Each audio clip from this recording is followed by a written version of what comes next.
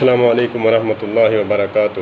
آج میرا محبت بھرا پیغام ان لوگوں کے لیے ہے جو نشے میں خود جو ہے شوقیہ طور پہ مبتلا ہوئے یا پھر کسی نے انا کی بیس پر ان کو لگا دیا یا پھر ان کے کسی دوست نے اس لت میں جو ہے نا ملوث کیا۔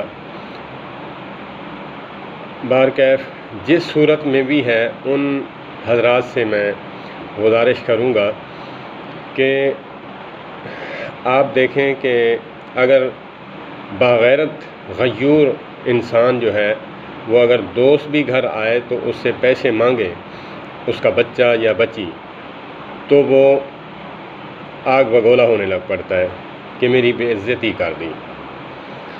خدا را میں اس بات کو بخوبی سمجھتا ہوں، کیونکہ میں اس مرحلے سے گزر چکا ہوں کہ جب آپ اتنی غیرت کرتے ہیں اور آپ ہی کے سامنے آپ کا بھائی بھی اگر آپ کے بچوں کو پیسے دے تو آپ منع کرتے ہیں کہ آپ پیسے نہ مانگا کریں۔ ایک لمحہ رک کر سوچیں کہ اگر آپ کو کوئی جو ہے بیماری نشے کی وجہ سے لگ گئی تو اس کے بعد آپ جو ہے بستر پر لیٹ گئے،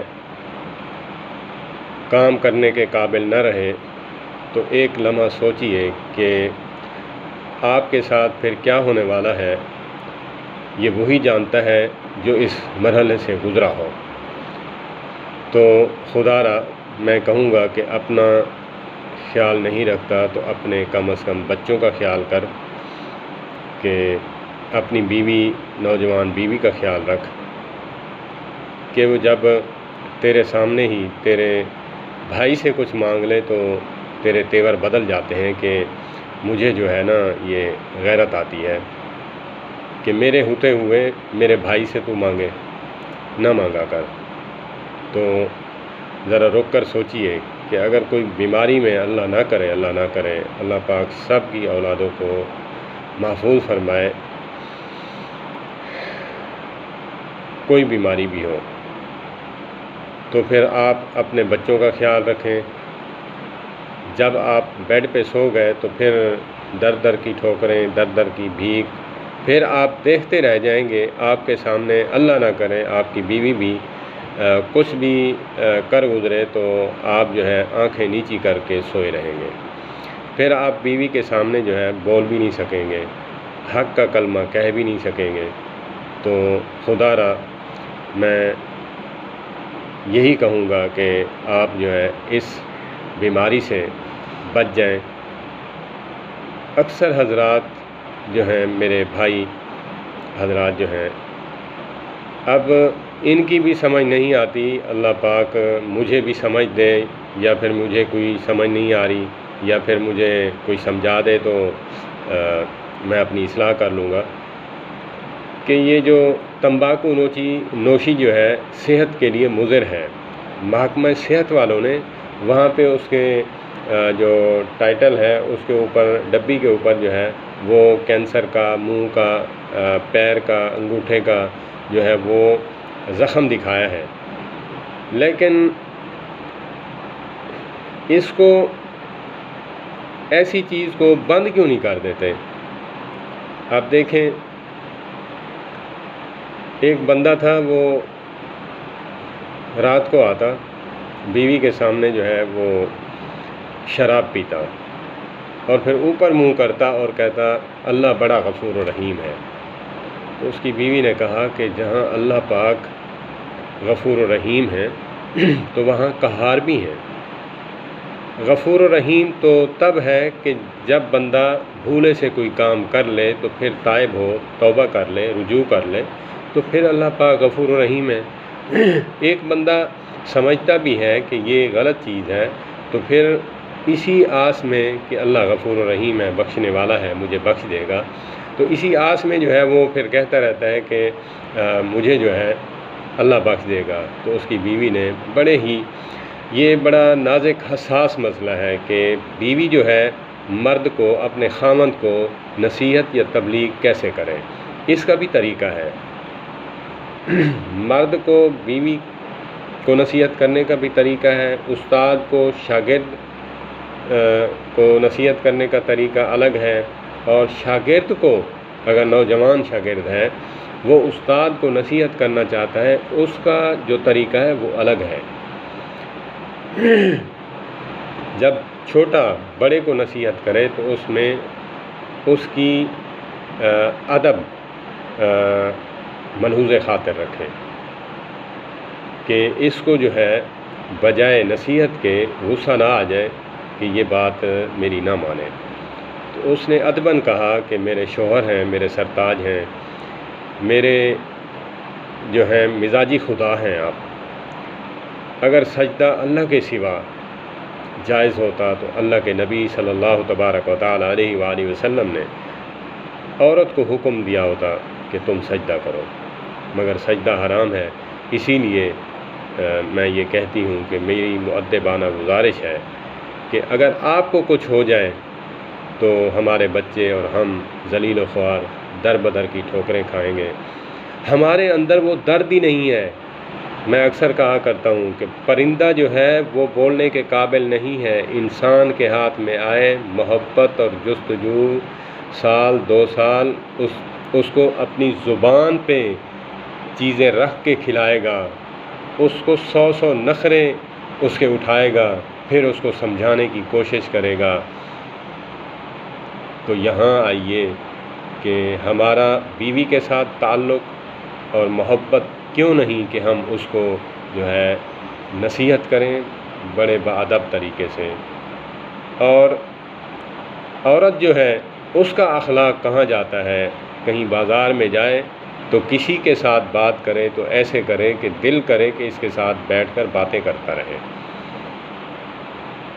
اور خامند کے ساتھ بات کرنی ہو تو ایسے ہیں جیسے چڑیل جو ہے مجھے کاٹ لے گی۔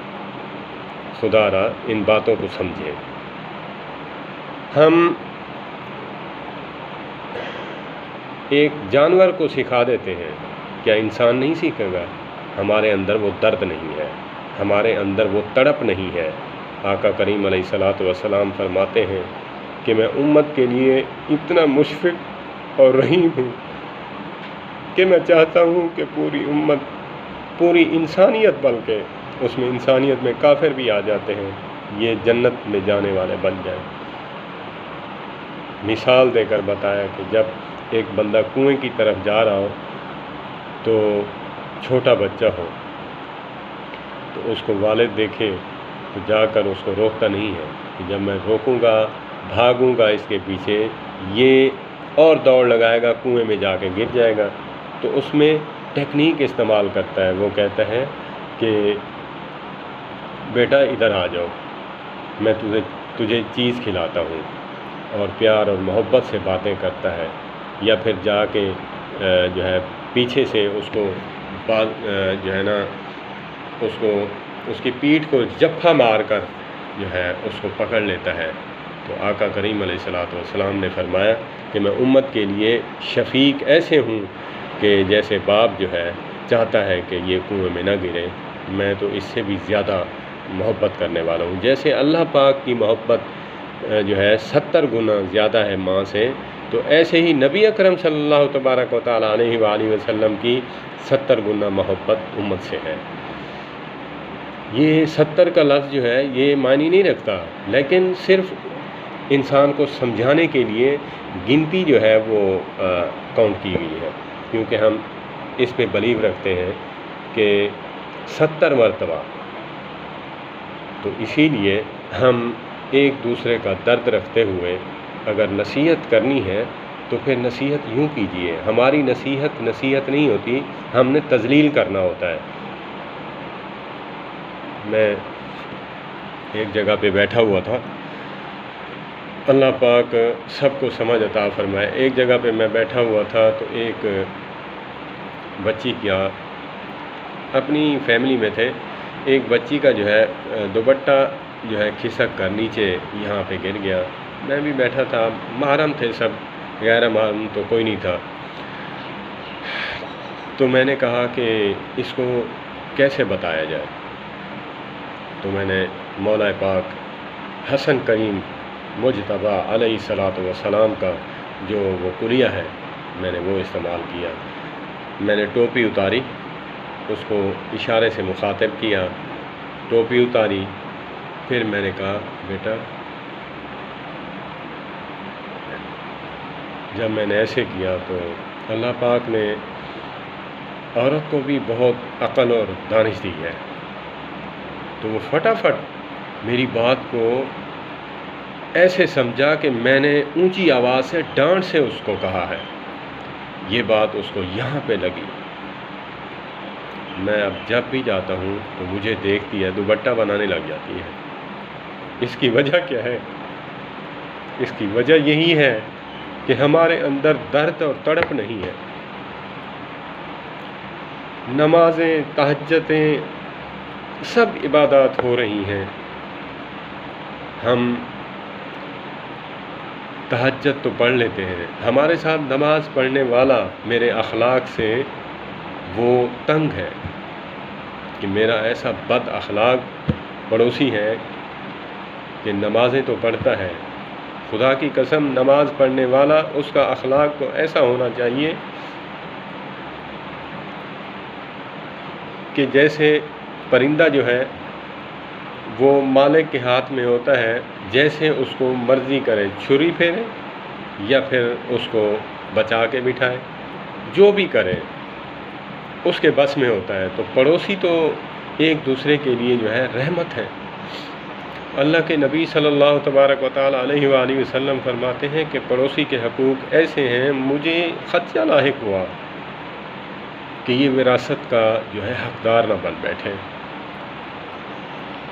اتنا تک کہا کہ پڑوسی جو ہے، دوسرا پڑوسی صاحب حیثیت ہے، اگر کوئی اچھی چیز پکاتا ہے تو اس کی خوشبو جو ہے اس کے گھر تک جائے تو پھر تیرا حق بنتا ہے کہ تھوڑا سا سالن یا پھر کوئی چیز میٹھا یا کوئی چیز جو ہے اس کے گھر بھی پہنچا دے۔ پیٹ نے تو آج تک نہیں مانا۔ سرائکی کا شاعر ہے، وہ کہتا ہے، میں قانونی تھیندی پوری و تیری ڈھڈا ون و بے کتاڑ و ڈھڈا۔ اس کا اردو میں ترجمہ یوں کروں کہ وہ پیٹ کو، اپنے پیٹ کو مخاطب ہو کے کہہ رہا ہے کہ تیری جو ہے، تیری تمنا خواہشات مجھ سے پوری ہونے والی نہیں ہے، اب کسی اور کا در جو ہے نا جا کے بیٹھو وہاں پہ۔ تو انسان جو ہے وہ